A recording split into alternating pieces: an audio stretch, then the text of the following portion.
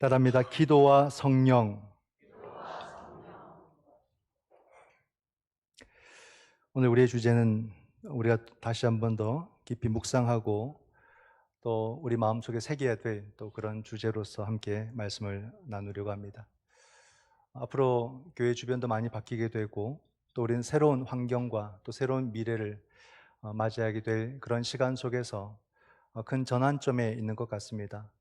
우리가 어떻게 하느냐에 따라서 또 앞으로 우리의 미래가 또 어떻게 바뀌게 될지를 우리가 꿈꾸는 그런 시간일 텐데, 더욱더 우리가 믿음의 사람으로 거듭나는 것이 오늘 우리에게 가장 중요한 것이 아닌가 생각이 들고요. 아무리 우리 시대가 화려하게 변화하고 또 우리 삶이 분주하다 할지라도 우린 더욱더 믿음 위에서 이 모든 일들을 감당하는 일꾼이 되어야 되지, 믿음 저버리고 세상의 그 흐름에 우리의 몸을 맡겨서는 안 된다는 것입니다.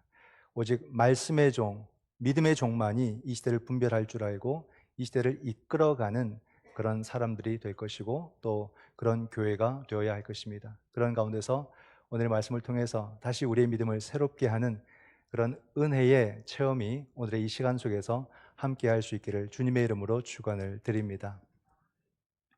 오늘 본문에는 보시면 11장에 소 제목이 있습니다. 뭐라고 나와 있습니까? 기도를 가르치시다. 성경마다 그런 소제목이 붙어 있죠. 주님께서 기도를 가르치셨습니다. 오늘 본문 13절까지 보게 되면 두 단락으로 이렇게 구성이 되는데요. 1절부터 4절까지는 주기도가 나옵니다. 이 주기도가 나오게 된 배경을 오늘 말씀은 우리에게 보여주거든요. 이 우리가 주의 기도라고 하는 이 주기도가 왜 나오게 되었냐면, 세례 요한이 그의 제자들에게 기도를 가르쳐 주었어요.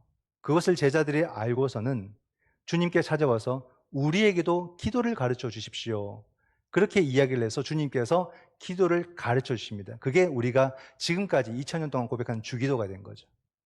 기도를 가르쳐 달라고 해서 가장 기도의 본이 되고 모범이 되는 그런 기도를 주님께서 가르쳐 주셨습니다. 이게 주기도입니다.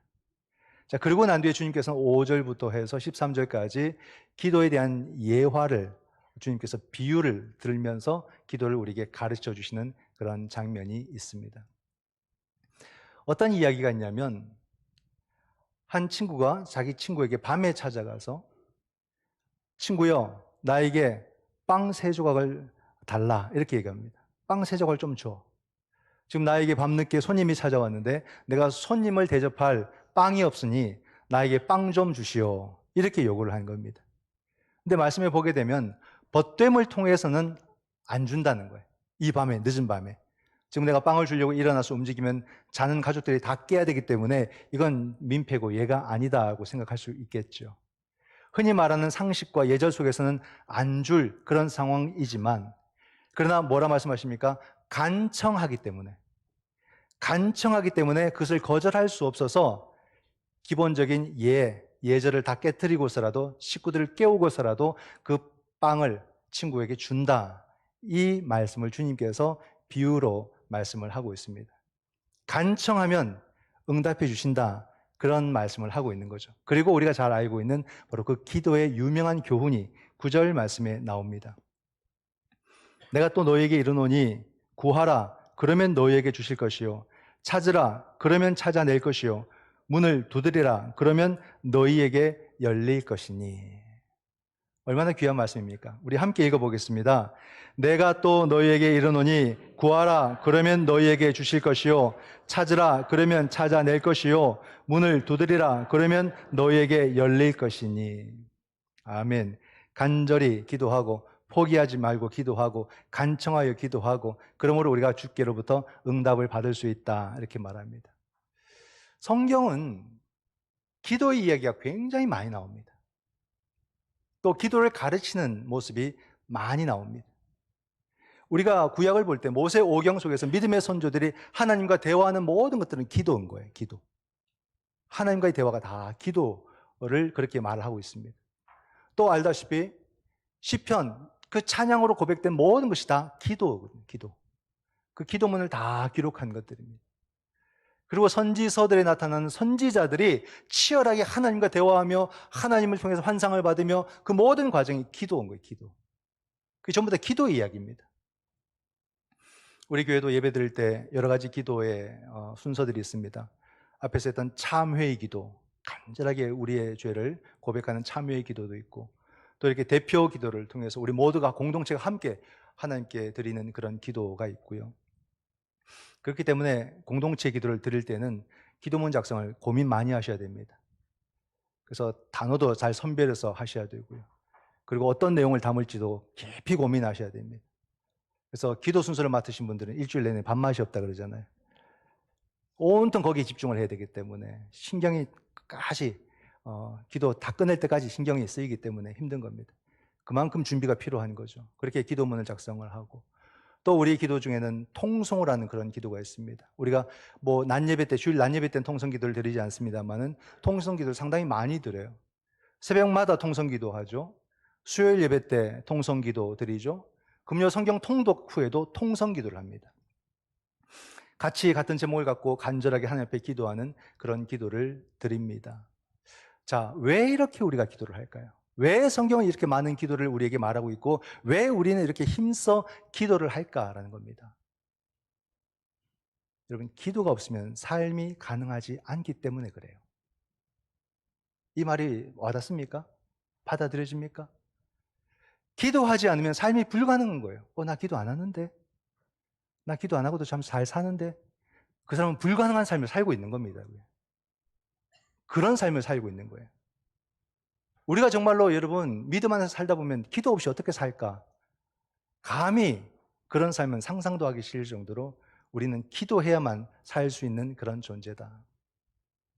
그래서 여러분, 우리가 경건의 훈련들이 굉장히 필요한데 그중에도 이 기도의 경건의 훈련은 너무나도 필요하거든요.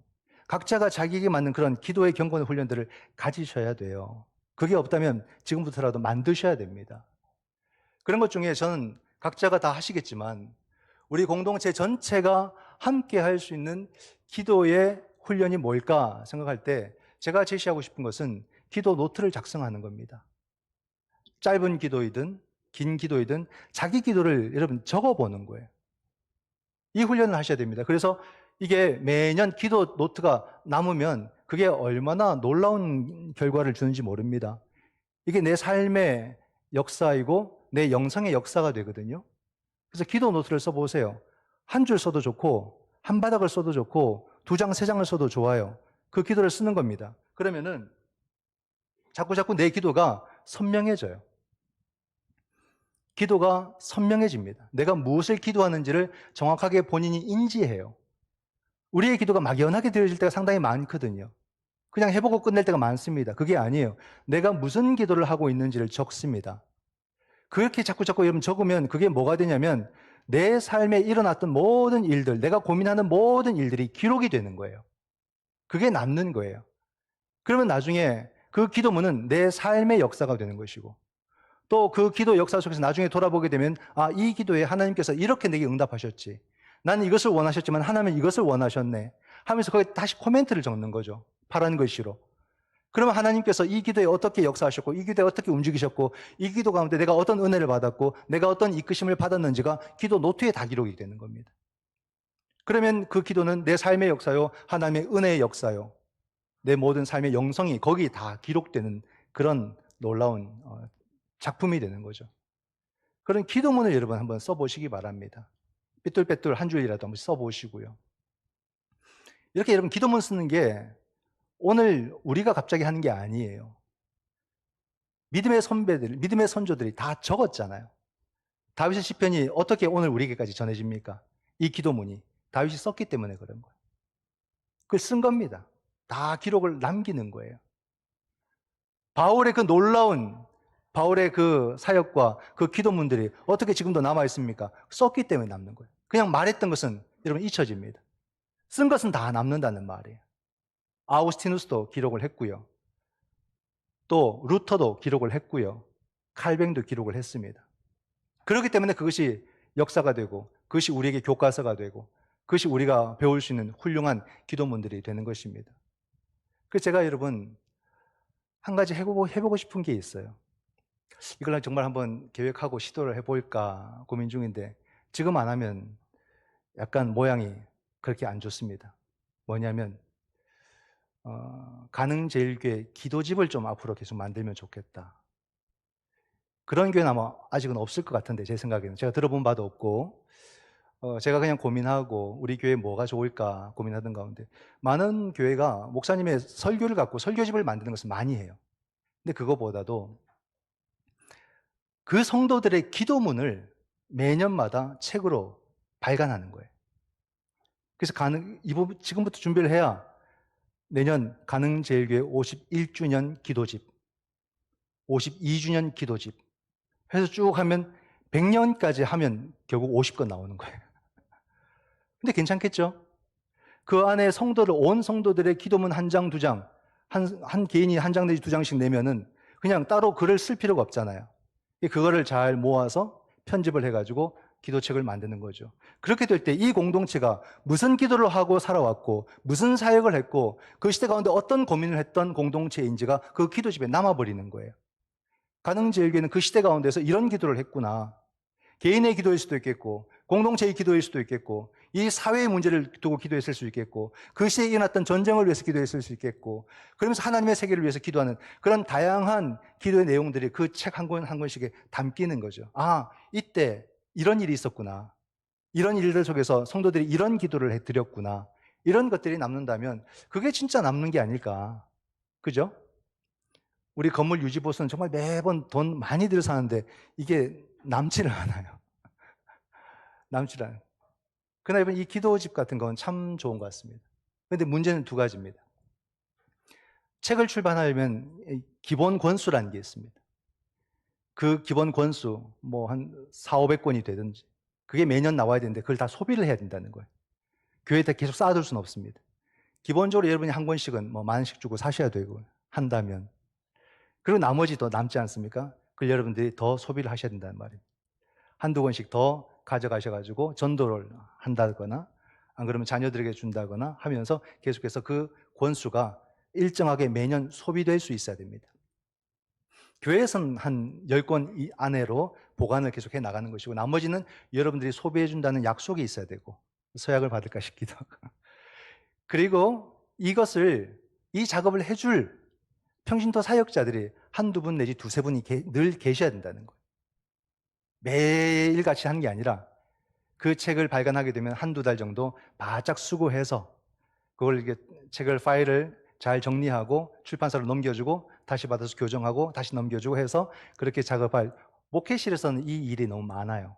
하기 때문에 관심 있는 성도들 한두 분, 두세 분 팀을 짜서 매년 이 작업들을 해 나간다면 가능절기에 51주년 기도집, 52주년 기도집 계속해서 나올 수 있지 않을까 그런 생각이 들어서 한번 말씀드려 봅니다. 여러분들께서 적극적으로 동의하시면 진행을 할 거고 짐이 됩니다 이러면 한 번 더 고민을 해보겠고요. 이게 참 이런 게 우리에게 남는 그런 역사가 아닐까 싶어요. 역사는 여러분 사료가 남아야 됩니다. 그렇게 해서 그 뿌리를 보고 우리의 모든 과정을 볼 때 미래를 볼 수 있는 그런 힘이 또 생기게 되는 것이거든요. 왜 이런 말씀을 드리냐면 오늘 이 시대가 교회가 그리스도인들이 점점 기도가 약해지는 시기라고 봅니다. 성도들이 기도 소리가 많이 줄어들고 있고 기도의 자리를 많이 비우고 있다는 겁니다. 왜 기도하지 않는가? 기도하지 않는 분에 가서 왜 기도 안 하십니까? 이게 물을 수는 없잖아요. 그래서 그냥 짐작하고 생각해 볼 텐데 그냥 기도에 대한 큰 기대가 없기 때문에 난 기도에도 그렇게 뭐 응답이 없더라 이렇게 혹시 경험을 해서 기도를 하지 않는 것일까? 기도라는 것은 그냥 게으른 사람들이 자기가 열심히 수고하려고는 하지 않고 막 기도해서 얻으려고 하는 혹시 그런 것으로 우리가 착각하고 오해하는 것이 아닐까? 아니면 오늘날 이것이 좀 큰 이유인데 너무 잘 사는 시대가 되었어요. 먹고 살기 힘든 옛날처럼 먹을 거리가 없는 그런 시대는 간절함이라는 게 있었어요. 그러니까 늘 기도하고 늘 매달리고 이게 참 우리의 일상이었는데 이제는 웬만하면 먹고 살고요. 나는 기도 안 해도 충분히 돈 벌고 살고 아니 난 돈 잘 버는데 그냥 이건 돈 버는 건 무관한 것 같은데 굳이 내가 막 매달려서 뭐 할 것 그런 마음이 잘 안 생긴다 이렇게 생각할 수도 있겠죠. 너무 풍족하게 살아요. 너무 잘 먹고 살아요. 그래서 그런지 그렇다고 해서 우리가 기도 안 할 이유가 되는 건지는 모르겠는데 그러니까 기도가 점점 옅어지게 되고 기도에 대한 긴장감들이 줄어드는 그런 시대가 된 것이 아닌가. 잘 사는 것이 오히려 우리에게 지금 독이 되고 있는 게 아닌가. 그런 생각이 많이 짙게 듭니다. 이런 것은 기도를 우리가 어떤 사람들이 그냥 뭔가를 바라는 정도 또는 아니면 기도를 종교적인 의식 이런 정도의 수준으로 기도를 이렇게 우리가 이해하는 그런 모습 속에서만 나타나는 태도와 모습이 아닐까 하는 거예요. 또 반대로 기도에 대해서 너무 열광적인 분들이 계시죠. 과거의 주로 이런 분들 많이 계셨는데 막 확신이, 기도에 대한 응답에 확신이 넘치고 기도는 이렇게 해야 된다, 기도는 저렇게 해야 된다, 막 기도를 막 가르치는 그런 분들이 계세요. 보면 내가 기도 많이 하면 기도 안 하는 사람들이 보여요. 내가 전도 열심히 하면 전도 안 하는 사람들이 보이고, 내가 말씀을 열심히 묵상하면 말씀 안 읽는 사람들이 보이는 거예요. 그런 사람들이 가서 막 뭐라 하고 가르치고 막 혼내고 이런 분들이 계시거든요. 그러면 자기가 했던 것이 다 헛것이 되고 마는 겁니다. 내가 열심히 하면 되는 거죠. 내가 기도의 깊이를 들어가고, 내가 말씀의 깊이로 들어가고, 내가 섬김의 깊이로 들어가면 되는 건데, 내가 하는데 남이 안 한다고 막 뭐라는 그런 분들이 계십니다. 그것은 바람직하지 않습니다.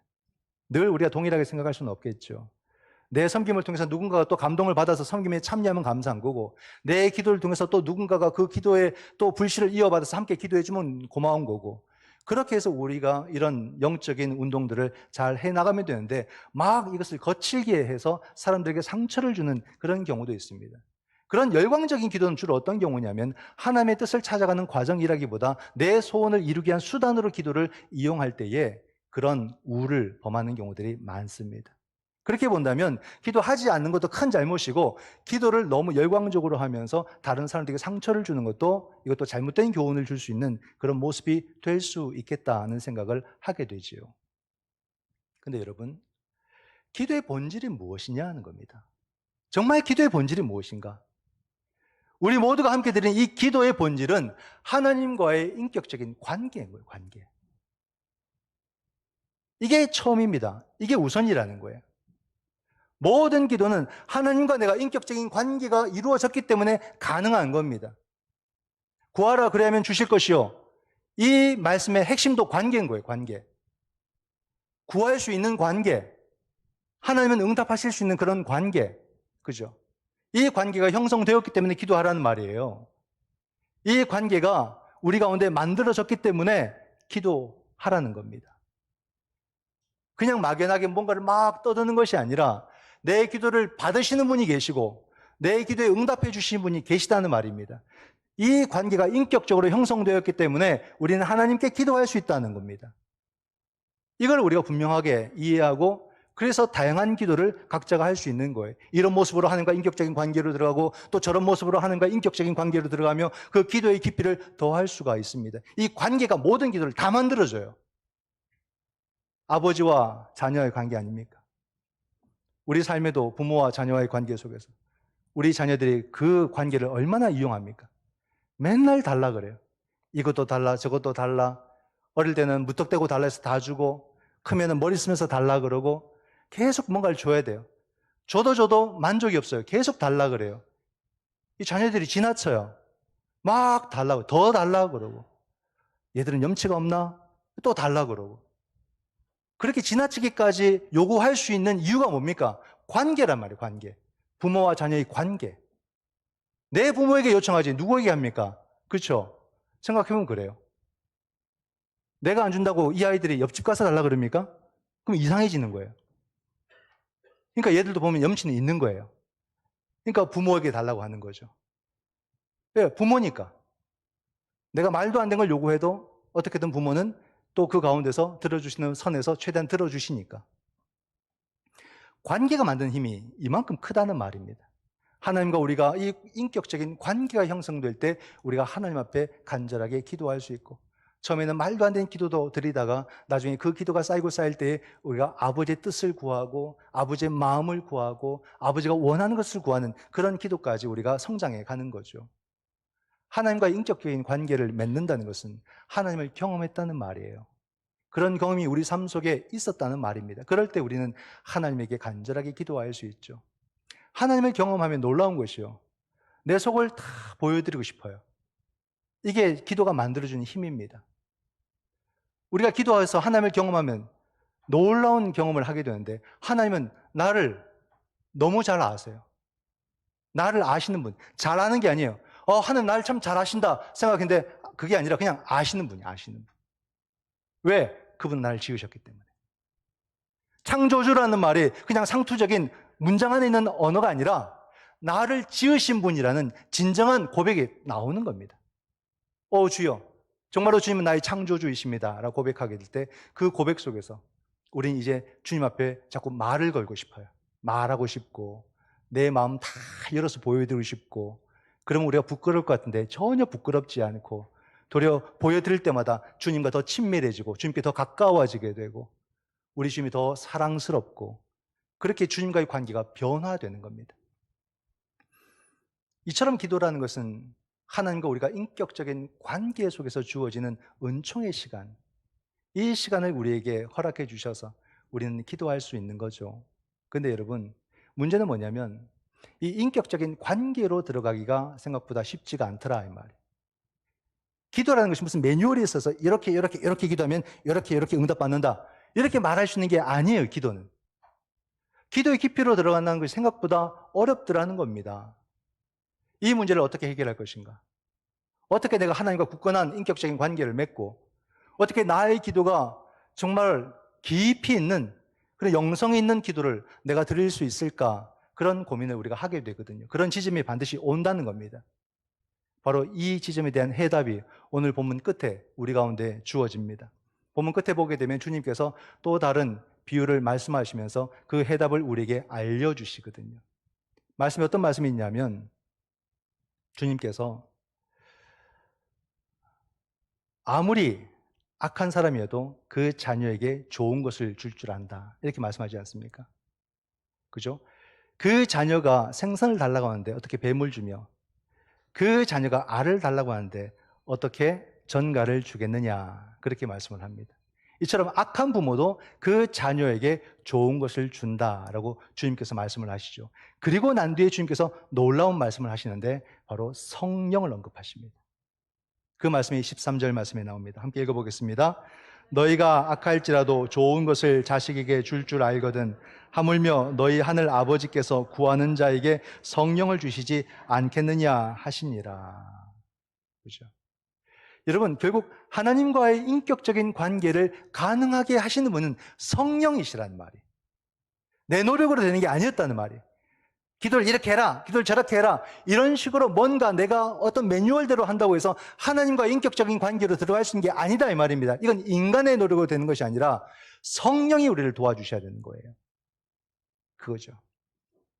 우리가 기도하면서 그 기도의 깊이로 들어가고 그 기도 속에서 주님을 만날 수 있던 모든 것은 성령이 도와주셔야 된다는 말입니다. 초대교회가 바로 이 성령 체험을 한 거예요. 이게 얼마나 놀라운 체험인 줄 아십니까? 그들은 지금까지 성령에 대해서는 정확한 이해가 없었습니다. 구약의 하나님, 이 유대 신앙을 통해서 구약의 성부 하나님에 대한 신앙은 그들이 충분히 가지고 있었고, 예수 그리스도께서 성육신하심으로 성자 하나님을 드디어 발견하고 만나게 되었는데, 드디어 그들이 이 삼위 하나님의 신앙의 완성인 성령 하나님 체험을 본격적으로 하는 초대교회 성도들이 되었다는 말이에요. 성령으로 말미암아 하나님을 아버지로 모시고 하나님과 인격적인 관계 속에서 기도하게 되고, 성령으로 말미암아 예수 그리스도의 이름으로 기도하게 된다는 것을 알게 된 거죠. 그걸 누가 가르쳐 주십니까? 그리스도께서, 주님께서 가르쳐 주셨어요. 기도하는 자에게 성령을 주신다. 비로소 성령 하나님의 역사를 이 초대교회가 알게 될 때에 정말로 온전히 성부와 성자와 성령 하나님 속에서 간절히 기도하는 그런 기도의 공동체로 변모할 수 있었다. 자, 여러분, 성령을 주시지 않겠느냐 말씀하십니다.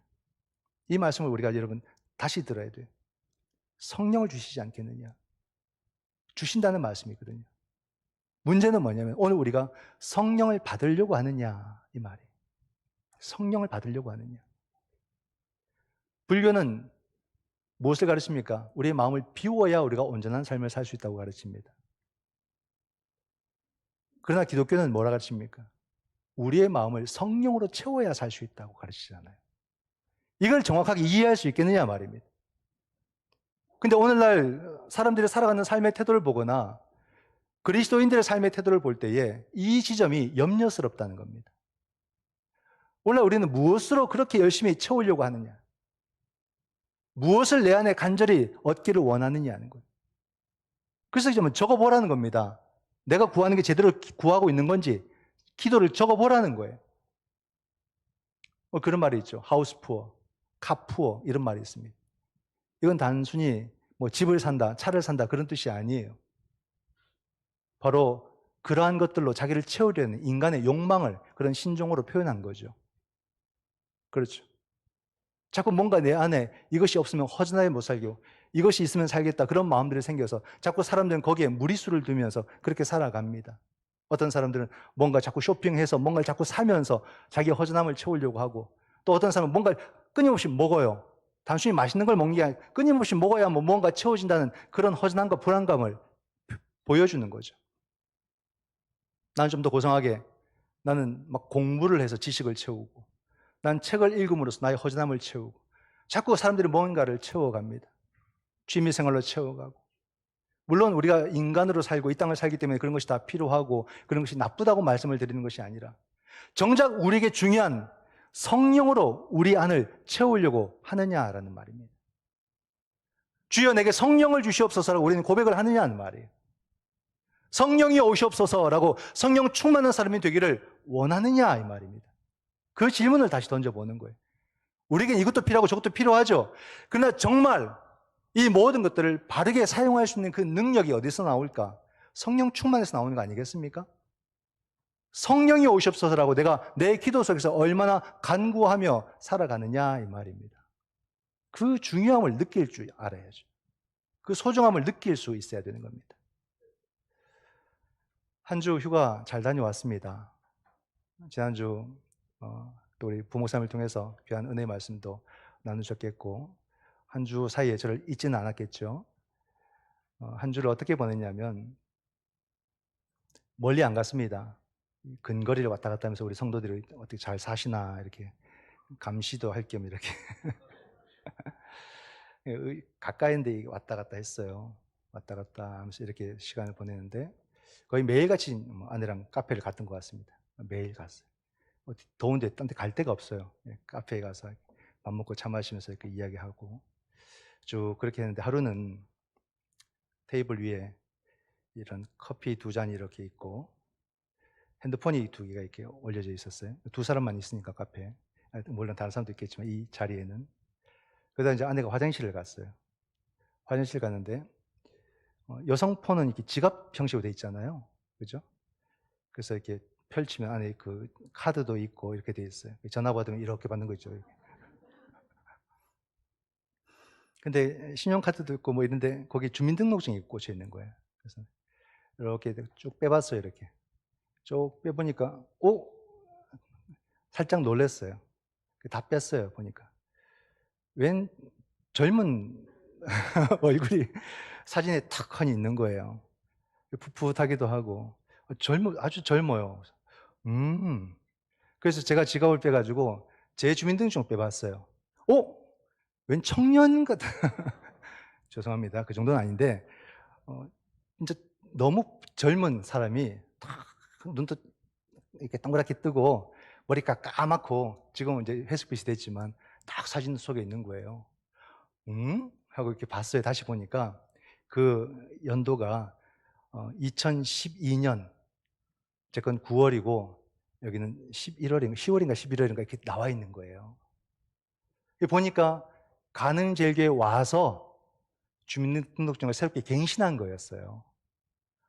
우리가 그랬구나. 우리가 이 얼굴일 때 왔구나. 그게 본 거죠. 다시 한번 사진 찍어보라 그랬어요. 막 서로 찍었죠.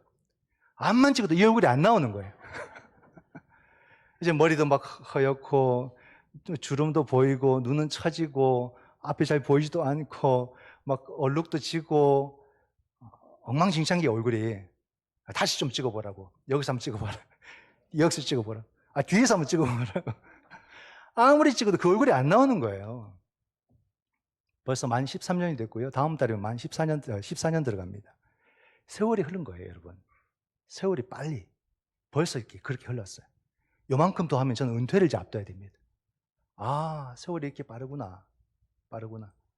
이제 곧 조금의 시간이 지나면 은퇴를 지금 이야기를 해야 될 때가 올 것이고, 거기서 또 금방 시간이 지나면 뭐 내 지갑에 있는 운전면허증 반납할 날도 오겠죠. 그 반납하러 내가 또 가겠죠. 이렇게. 또 그러면 이제 내가 삶에 대한 고민과 생각보다 이제 죽음에 대한 생각을 더 할 때가 내게 빨리 오겠구나. 그런 생각을 했어요. 왜 이런 말씀을 드리냐면 생각해 보세요. 이렇게 우리 세월은 빨라요, 여러분. 지금의 얼굴이 제일 좋은 거예요. 나중에 자꾸 비교하면서 슬퍼하지 마시고. 근데 이 모습이요, 금방 기울어 버립니다. 금방 기울어. 그게 우리는 마지막에 예수님께서 십자가 위에서 아버지여 내 영혼을 아버지 손에 부탁하나이다. 이 고백을 우리 자신이 할 때가 올 것이고 그 고백을 준비해야 될 그런 시간이 올 겁니다. 잘 준비를 하셔야 됩니다. 그러면 내가 그 고백을 할 그 순간, 그 시간에 내게 남은 것은 무엇이냐 하는 겁니다. 그때는 내 몸에 근육도 하나 없을 거예요. 뭐 걸치고 있는 화려한 옷도 없을 거예요. 내가 쌓은 내가 가진 그 어떤 것들도 더 이상 내 손으로 잡고 싶은 마음도 없을 거고 잡지도 못할 겁니다. 그 마지막에 내게 남는 것은 뭐냐? 그럼 그게 바로 기도요 성령이십니다. 내 손 하나 꼼짝달싹 못하는 그 순간에도 마지막까지 우리는 기도할 수 있다는 것과 내 생명의 호흡이 깔딱깔딱해도 그 마지막까지 내 생명을 쥐고 계신 분은 성령이시란 말입니다. 그분이 생명의 주인이시기 때문에. 그 말은 무슨 말이겠습니까? 내 마지막까지 나와 함께하는 것은 기도와 성령이기 때문에 이것을 다시 미래에서 오늘 이 현재로 가져온다면 지금은 내가 건강이 있고 가진 것이 있고 내가 쥐고 있는 것이 많고 내가 하고자 하는 것이 많은 이 모든 순간에도 내 삶의 가장 근본이 되고 내 삶의 가장 귀한 것은 기도요 성령이란 말입니다. 그 기도와 성령으로 말미암아 지금의 내가 이 모습들을 내가 건재하고 있고 감당하고 있는 것이지 기도와 성령과 무관하게 내가 지금 이 일들을 하고 있는 게 아니다는 말. 나중에 이것을 다 읽고 나서야 비로소 아는 것이 지혜가 아니라 지금 우리가 살아갈 때에 내 삶을 지탱하는 힘은 바로 기도요 성령이심을 믿으시기 바랍니다. 그러므로 여러분 다시 우리는 기도의 일꾼이 되시기를 바라고 우리는 성령 충만한 하나님의 백성이 될 수 있기를 바랍니다. 기도하는 자에게 성령을 주신다. 이 말씀을 오늘 내게 주시는 말씀으로 받으시고 다시 이 시대에 기도의 일꾼, 성령 충만한 일꾼이 되시기를 주님의 이름으로 축원드립니다. 아멘. 기도하겠습니다.